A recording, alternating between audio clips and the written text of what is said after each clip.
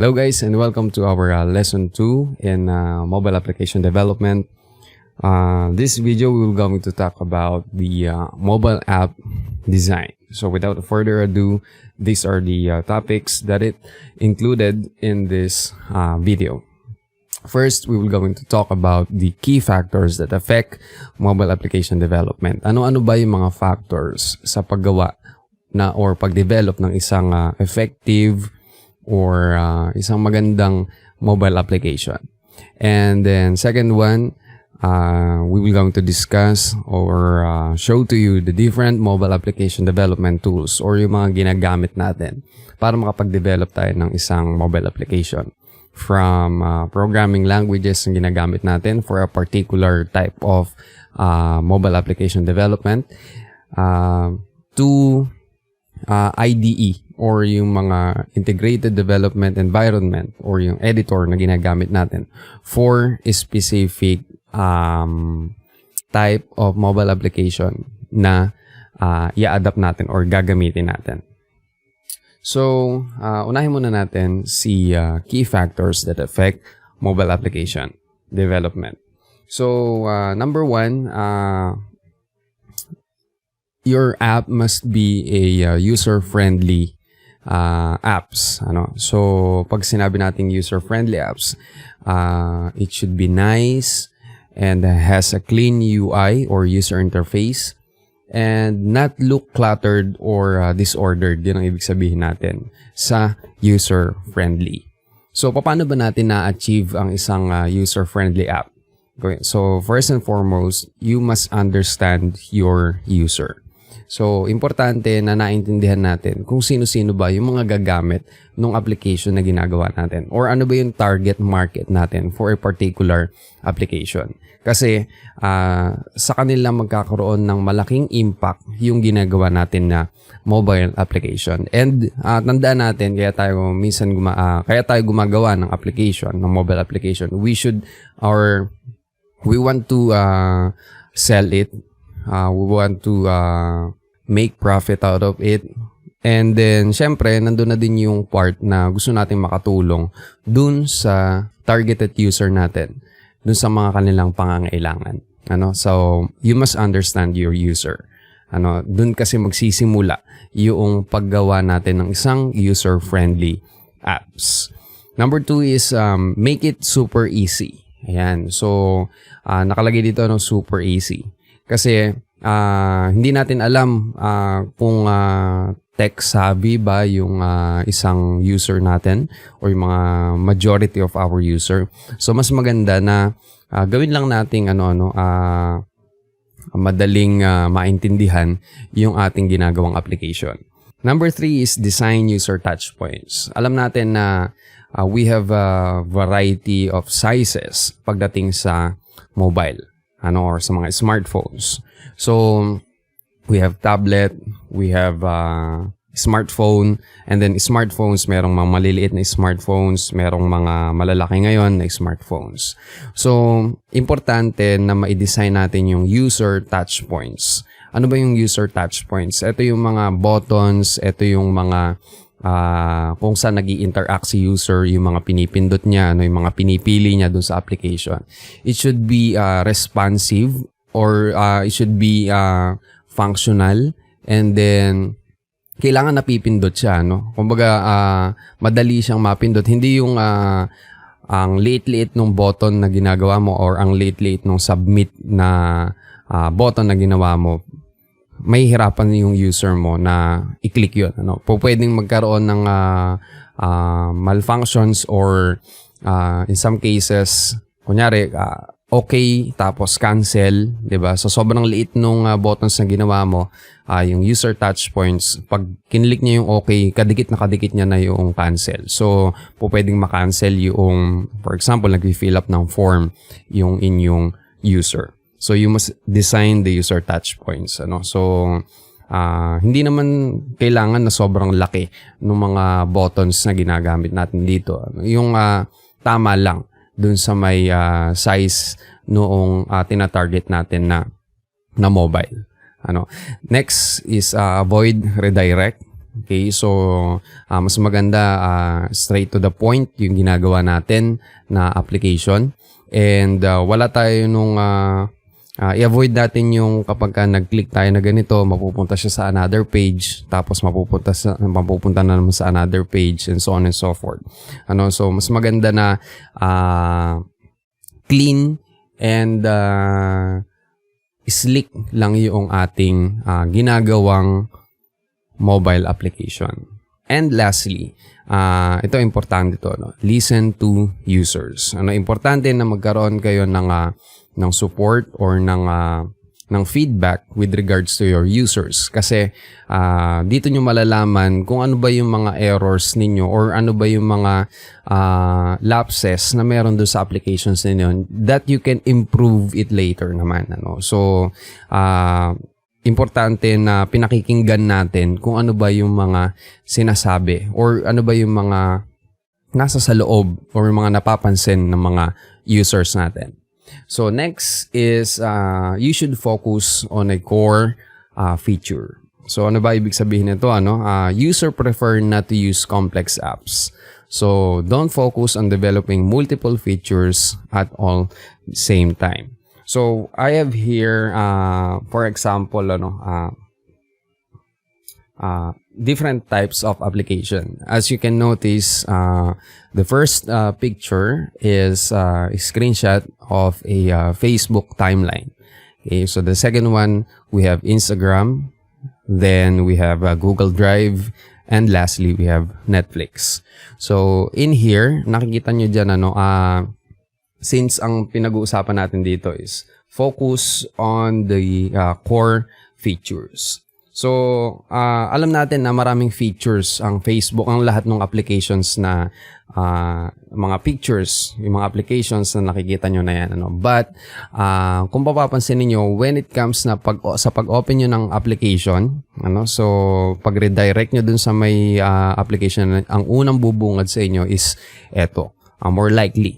So, sa Facebook, alam natin ang Facebook is a social media platform. So, social media platform means it is an application or a website through which users are able to create and share content. So, nag-share, nag-create ng content, and find and connect with other users. So, basically, mapapansin nyo dun sa may landing page ng Facebook, talaga makikita mo na yung mga shared post ang makikita mo dyan. Nakafocus sila dun sa may since sabi nga natin, social media, it is, the users are able to create and share content. So, dito din sa Instagram. Ang Instagram is a photo sharing application wherein, yun nga, nakakapag-share tayo ng mga pictures. So, basically, kapag punta natin dun sa Instagram, sa landing page ng Instagram, is puro pictures yung makikita natin. And then, we have Google Drive that has a functionality or core function na you can able to upload your files. So, makikita mo dyan mga folders, mga files mo. Kumbaga, nakaano tayo agad, straight to the point kung ano ba yung features, yung main features noong application mo. And lastly, we have Netflix. So, alam natin ng Netflix, they are application for movies. So, basically, wala kang ibang makikita dyan or sa unang landing page ng Netflix, wala kang ibang makikita kundi puro videos and then movies or hindi nila highlighted yung ibang features nila. So next important thing that you should consider na nakaka-apekto dun sa pagde-develop ng application is the speed of the app. Nakalagay dito, when in operation, the app should be very quick because of the most successful apps are only fast apps. Alam natin na kapag ang application or personally siguro kayo kapag gumagamit kayo ng application, nababanas tayo, naiinis tayo kapag yung application na ginagamit natin is mabagal. So we hate slow nowadays, we hate slow internet, we hate slow devices, 'di ba? Low performance devices, 'di ba? So importante yung speed, yung response na kapag nag-click tayo na ganito, mag-show na siya kagad. We hate waiting. So lalong-lalo na sa panahon ngayon kasi nasanay kasi tayo ng talagang instant dun sa may mga information na gusto nating makuha. So importante yung speed ng application. Speed sa response, speed noong overall application. And then paano kung hindi natin maiwasan na magkaroon ng lag or ng processing ng data when it comes sa pag-build ng application. We can use yung mga loading screen or yung progress bar. Much better siguro ang progress bar. And then loading screen nga, okay lang din naman yung dalawa na yan. They are components ng isang mobile application or ng kahit na anong application, not only in mobile application. Components sila na pinapakita natin na merong progress, na merong process na nangyayari. Hindi yung basta-basta kapag nag-click ka nag-submit ka ng form, for example, or nag-submit ka ng event mo or nag-submit ka ng logs mo dun sa games or somewhat walang mangyayari, talagang naka-idle lang siya, tas hindi mo alam kung ano yung nangyayari sa background, wala man lang indication, so that is the word. Loading screen and progress bar are indications or indicators na merong nangyayari doon sa background na pinaprocess yung application mo. And kung mapapansin nyo ngayon, medyo nagiging na sila, nagiging artistic na sila when it comes sa paggawa ng mga loading screen. Kumbaga kahit papaano, kahit na naglo-loading yung natin, yung or nagpa-process yung application natin, medyo nalilibang tayo dun sa may visual na nakikita natin. So importante din po 'yan, So kung gagawa kayo ng kung if you can customize progress bar or loading screen, much better na gawin mong entertaining pa din habang naghihintay yung user mo. Next, I mentioned it before, kanina, the next key factor is user-centric. Ano ba ibig sabihin ng user-centric? It means putting the person or customer at the heart of any development process. Kumbaga, pagka nagde-develop ka, hindi lang para sa'yo. You develop an application because meron kang gustong isolve na problem and then makatulong ka sa iba. User feedback is a great step to gather knowledge about what your users need. Importante yan, kasi sabi nga natin kanina, sila yung bubuhay ng application mo. Sila yung gumagamit ng application mo. Kaya makinig ka sa kanila, yung feedback na ibinibigay nila, na make sense, if you think it makes sense, kasi meron din namang mga feedback na talagang yung tamang bash lang. So it is important as being a developer na tumatanggap tayo ng mga constructive criticism when it comes to sa mga ginagawa nating application. So importante yan, user-centric. The next one, you must have a customer support and maintenance services. Because again, not every user is tech-savvy. Hindi lahat ng user is nagagamit ng application mo is techie. Most of your users are common people or hindi sila wag natin i-assume. The word is we don't need to assume that all of our users can adapt easily dun sa ginagawa natin. Kaya nga, di ba kanina dun sa ano natin sa first factor natin is your app should be user friendly. So kailangan magkakarugtong tong mga ito, kailangan meron kang customer support and maintenance services para if in case na hindi maintindihan or meron silang questions with regards or they found errors or bugs, they can report it to you and then you can fix it. And then you can listen to those feedbacks. So you have a customer support and maintenance services. The maintenance services is this is the part where if there's a bug, or there's errors in your application, meron kang maintenance services, mini-maintain mo or fini-fix mo yung mga errors na yun, and then much better nag-upgrade tayo ng mga application natin or yung mga features ng application natin. And most likely yung ibang mga ibang feedback doon nanggagaling yung mga or yung ibang update is nanggagaling doon sa mga feedback ng mga users. If you find it useful naman. And we have also the functionality of the application.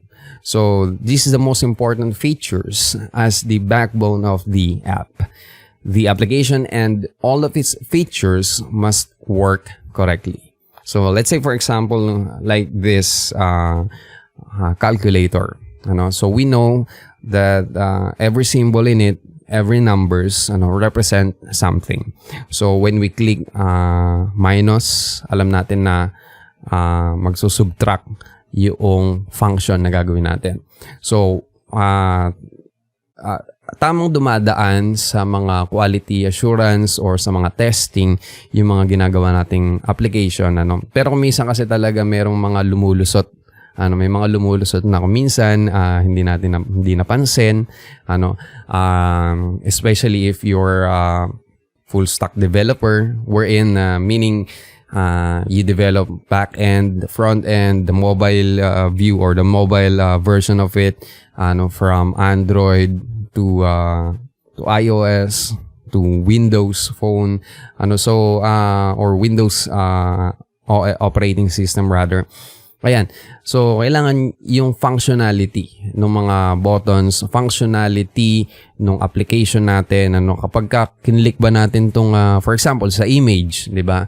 So, most likely kapag nakakita tayo ng thumbnails or yung mga maliliit na picture, when we click it, meron tayong idea na, lalaki yung application. And then, when we pinch, kapag pinch natin yung yung picture na yun, more likely, ano ba yung mangyayari na iniisip natin? Ano ba yung basic na dapat na mangyari doon? So, dapat nag-zoom in siya, di ba? So, kapag yung mga ganon, pagka kinlik natin, for example, yung picture, for example, meron doong thumbnail ng mountain, tas kinlik natin, tas iba yung lumabas. So, medyo yung functionality natin doon is hindi okay. So, yun yung mga sinasabi natin. And then, kanina, back tayo doon sa calculator, nag-click ka ng minus, nag-a-add or nag-multiply yung dalawang numbers na ginawa natin. And then kapag click natin yung equals, 'di ba? Ang mangyayari naki-clear yung kino-compute natin. So meaning to say, hindi nagfa-function ng maayos yung application mo. The next one is ito parang na lang siya, additional, itong part na to. Option to customize. The application should allow users to calibrate the settings to suit their taste and preferences. So, pansinin nyo ngayon, meron ng halos lahat ng application is capable of yung natin, tag dito, yung dark mode. Ayan. We have dark mode for Messenger, dark mode for Facebook, binibigyan ng developer or ng creator ng application na magkaroon ng customization. yung application. Katulad niyan, nakikita natin madalas yung mga customized na yan pagdating sa mga social media platforms, ano pa ba? Websites that you can choose your own theme. Diba sa email, diba papansinin nyo, sa email po pwede kayong mag-customize ng theme, ng preference na gusto ninyo. So, importante din yun, or one factor din na nakaka-apekto para ma-hook or para ma-engage yung users pagdating doon sa paggamit ng application mo. Kasi parang, eto, favorite ko, pink, for example. Diba? I can customize my theme into my favorite color. So, mas okay sa kanila yon, mas magagamit nila ng matagal yung application mo. And that is one of our goal na magamit nila ng matagal and then kapaki-pakinabang. Yung, kumbaga, nagagamit na nila ng kapaki-pakinabang, nag-enjoy pa sila dun sa application na ginagawa mo or na ginawa mo. Another one is the online capacity. This is the feature most affection on application development. So many users prefer apps that control offline capabilities that can be used even when disconnected from internet. So mas maganda na kapag yung yung application natin nagagamit pa rin natin even offline. May factor din yun. So, imagine mo, pero syempre, as we talk about in our lesson 1, meron din mga application talaga na dependent sa internet, like Facebook, di ba? Or Messenger. Hindi naman po pwedeng wala tayong data or connection para magamit natin yung application, yung apps na mga yon. So, dito, for example nga, we have, imagine, you have a Webster dictionary, yung Merriam-Webster dictionary. So, you download that particular application for you to have anytime, ma-check mo yung spelling, makapag-check ka ng definition, and suddenly, kailangan mo pala ng internet connection, di ba? Medyo, medyo hassle kapag ganun yung application. So, when you are going to create an application that na hindi naman katulad ng mga social media platform or messenger like mga ganon make it sure na mas isipin nyo pa din or mag-focus pa din kayo na pwedeng magamit yung application ninyo even offline. And we have the complexity of the application. Apart from determining what features go in an application, the complexity of each factor also performs a significant part in deciding the delivery time of an application. We mentioned it already dun sa part ng pagiging user-friendly. So, paano bang gumawa or ma-achieve ang isang user-friendly? Your app should be easier, super easy to use. Iwasan natin na gawin natin komplikado yung application. Yung tipong, let's say yung application mo is capable lang siya na mag-submit ng data. For example, your like name, address, birthday, personal information, educational background. So let's say for example, para siyang biodata na magsasubmit ka lang And then yung complexity nung application mo is parang ang hirap. Parang kung ima-manual natin to, mas madali mo pa siyang magagawa doon sa manual compared doon sa digital version or doon sa may computerized version nung process. So iwasan natin yung mga complex na procedures na ginagawa natin. As I said before, it should be straight to the point kung ano ba yung core functions nung application mo and make it sure na i-follow natin kung paano yung mga nabanggit kanina dun sa pagiging isang user or paggawa ng isang user friendly application. So, imagine of this one, one of example din sa complexity. This is a text box. In this text box, you don't have any idea ano ba yung pinapa-fill out sa'yo dito or pinapa-submit sa'yo dito or pinapa-fill up dyan. Ano ba yung pinata-type dyan. So, for example, nakalagay na ganyan. As a developer, kung minsan kasi, alam natin na eto, ang unang i-fill up nito, first name. Itong second na na to is last name. Diba? Ikaw kasi ang nag-program nun. Pero, minsan, nakakalimutan natin na alam na ba ni user yung kailangan i-fill out na ganito. So, this example is under doon sa paggawa natin ng front-end or ng isang user-friendly na application. It should be labeled. Kailangan may label yung mga natin, yung text boxes natin or yung mga buttons natin. So again, iwasan natin yung paggawa ng mga complex design or overall application. So for the conclusion of this key factors that affect na nakaka-affect dun sa natin sa paggawa ng mobile application,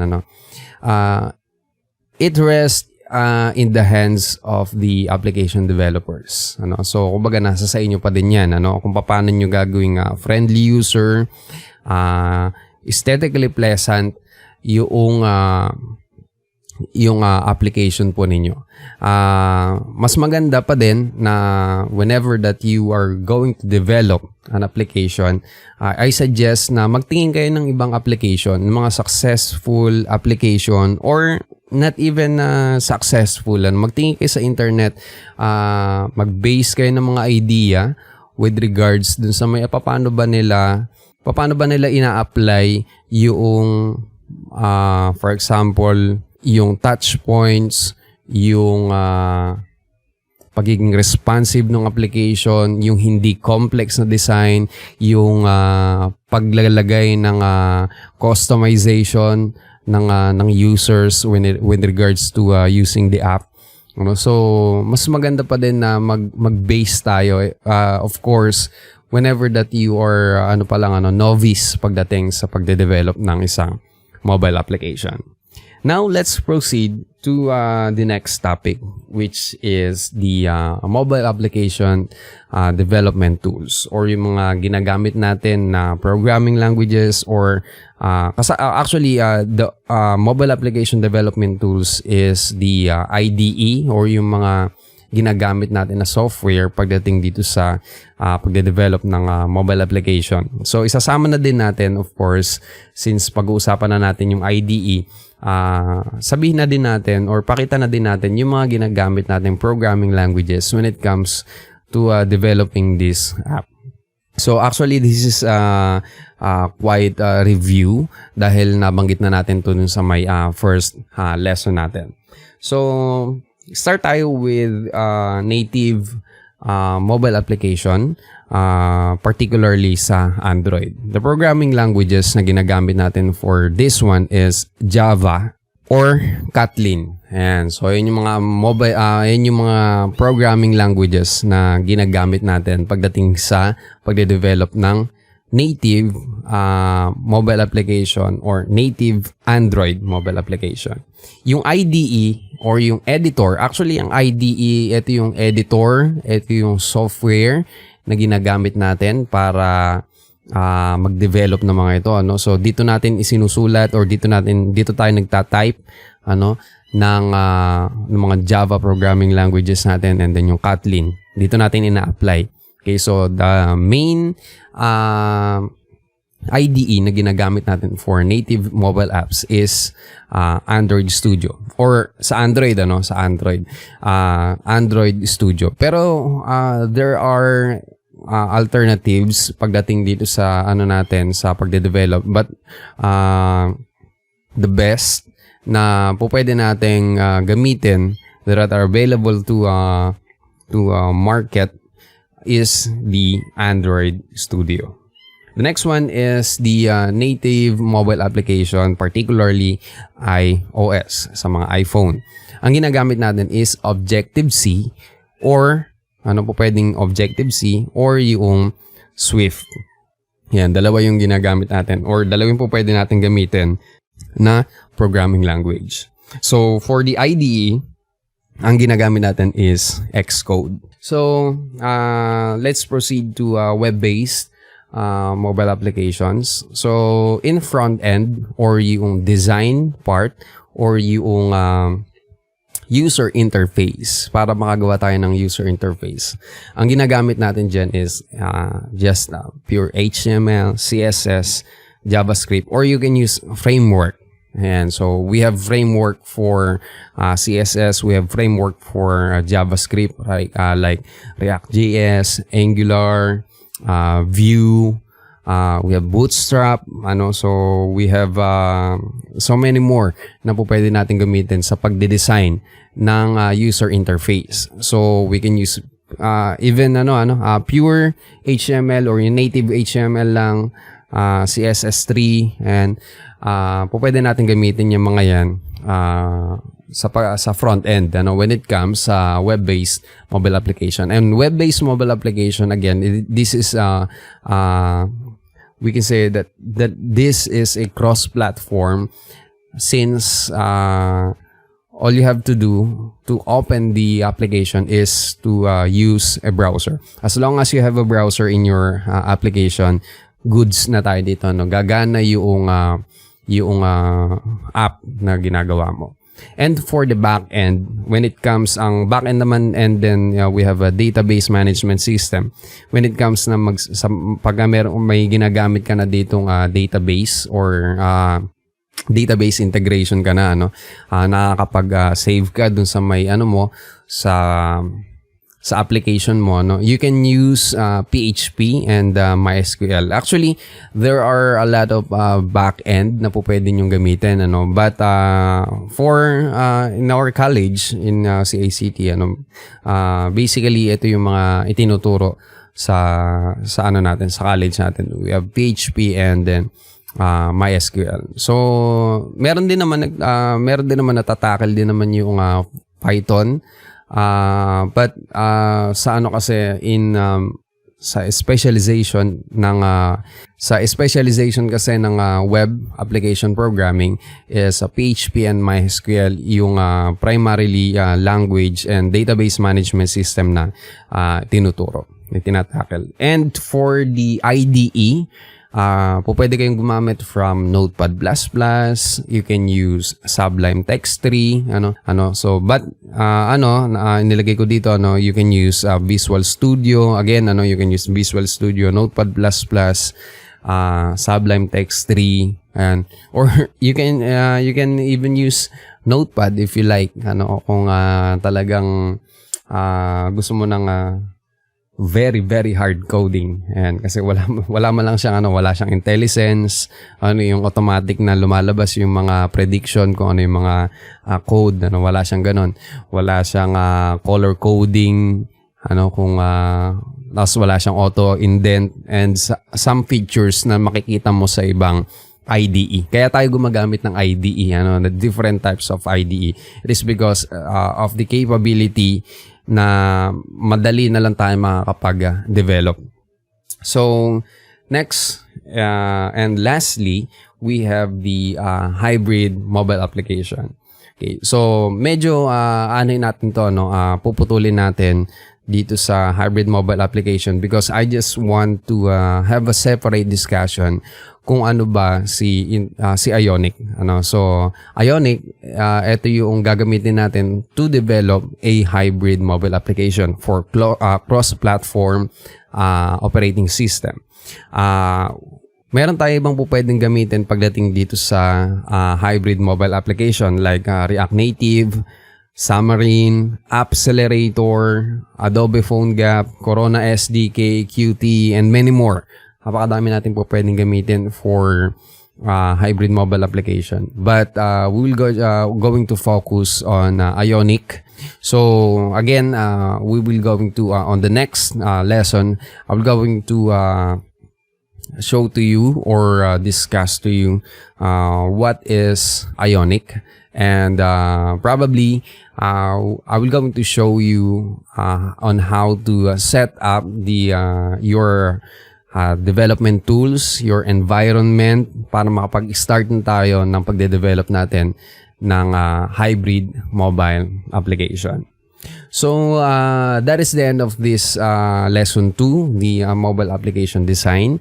So again, dito sa lecture natin, we discuss the factors that affect mobile application development and yung development tools. Ngayon siguro meron na kayo idea kung ano yung mga gagamitin natin na development tools for different types of mobile application. So hanggang dito na lang itong video na to, and then I will going to see you on our next